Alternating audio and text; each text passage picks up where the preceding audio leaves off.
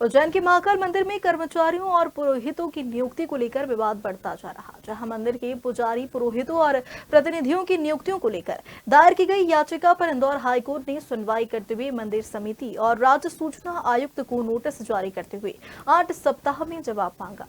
दरअसल फ्रीगंज निवासी याचिकाकर्ता सारिका गुरु ने जनवरी 2022 में महाकाल मंदिर समिति को आरटीआई के तहत आवेदन दिया था, जिसमें उन्होंने मंदिर परिसर में स्थित 40 मंदिरों में पुरोहित और मंदिरों में 300 से अधिक कर्मचारियों की नियुक्ति के बारे में जानकारी मांगी थी।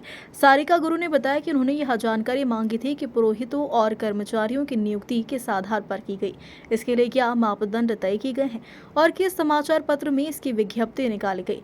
लेकिन मंदिर समिति ने गोपनीय दस्तावेज का हवाला देते हुए इसके दस्तावेज देने से इनकार कर दिया। इस मामले में सारिका गुरु ने 7 फरवरी को राज्य सूचना आयोग में अपील की, लेकिन आयोग ने भी दस्तावेज उपलब्ध नहीं कराए। इसके बाद सारिका गुरु ने नवंबर माह में हाईकोर्ट इंदौर में याचिका लगाई, जिसमें उन्होंने मंदिर प्रशासक और सहायक प्रशासक को नोटिस जारी करने का अनुरोध किया। हाईकोर्ट ने मामले में सुनवाई करते हुए मंदिर प्रशासक और सहायक प्रशासक को 1 हफ्ते में नोटिस जारी करने का आदेश दिया।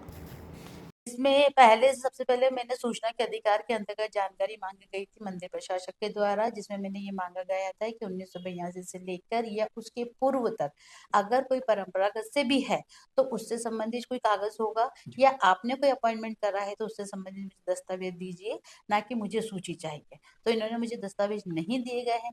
फिर मेरा दूसरा पॉइंट था इसमें कि अगर मंदिर में आपने कोई कर्मचारी, पुजारी, पुरोहित की भी नियुक्ति की गई है, उससे संबंधित दस्तावेज और मानदेय आप किस तरीके से दे रहे हैं वो भी दीजिए। फिर तीसरा मेरा पॉइंट था कि मंदिर परिसर में जो शासकीय मंदिर है उसको नियुक्त करा है आपने किसी भी जैसे 84 महादेव है, तो 84 महादेव हमारे पूरे उज्जैन शहर में है, गाँव में है, नगर में है। तो गाँव और नगर के दोनों का नियुक्त करने का अधिकार अनुविभागीय अधिकारी के द्वारा किया जाता है, प्रशासक के द्वारा नहीं। इनके द्वारा ये कहा जाता है कि ये हमारे क्षेत्र में है इसलिए हम इनकी नियुक्ति करेंगे, जबकि ऐसा नहीं है। ये हमेशा एक्ट के बारे में बताते हैं। तो मेरा सिर्फ ये कहना है कि महाकाल मंदिर का जो एक्ट है वो महाकाल मंदिर गर्भगृह तक ही सीमित है, किसी और शासकीय मंदिर में नहीं, और शासकीय मंदिरों में किसी प्रकार का हस्तक्षेप नहीं किया जा सकता है, क्योंकि ये इन्होंने ऐसे कोई दस्तावेज प्रस्तुत नहीं किया है कि हम शासकीय मंदिर में नियुक्त कर रहे हैं या हमने मानदेय दे रहे हैं।